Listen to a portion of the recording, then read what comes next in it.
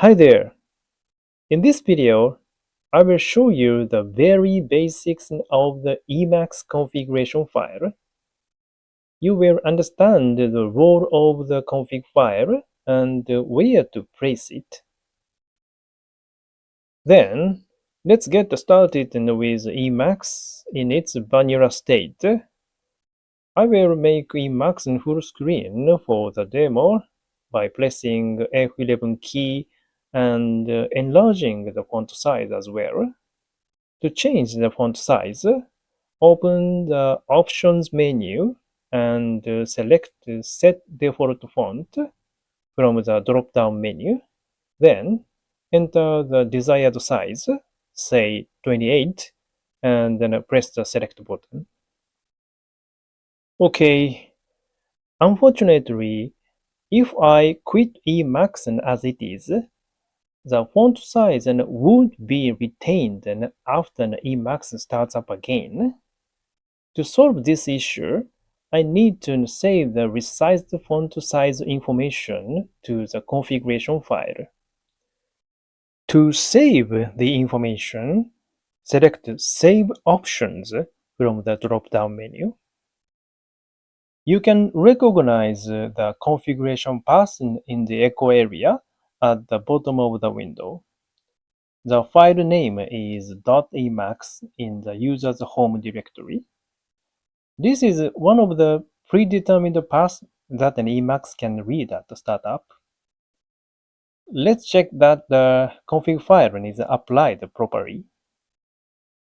Okay, then let's look into the config file.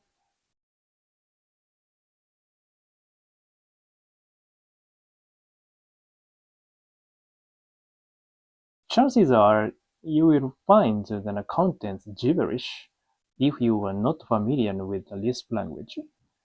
But that's okay. By the way, the code to resize the font is here.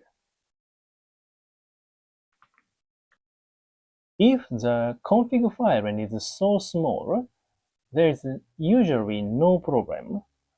However, as its contents grow, you may want to split it into several files. This can mess with the user's home directory. For a variety of reasons, including this issue, it's more common to place the config file in a dedicated .emacs.d directory with the file named init.el. So let's move the created .emacs file using the shell command in Emacs. Press Meta X, then type shell.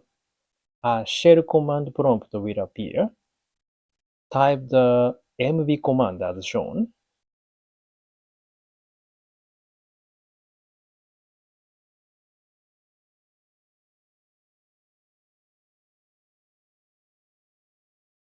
And press return to execute.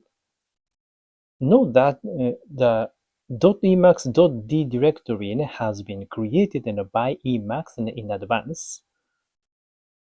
After restarting Emacs, you should see the large font size, which means init.el is in action. Well, these are the super basics of an Emacs configuration file. I will go a step further to show how to write configuration files in subsequent videos. So please stay tuned. Goodbye.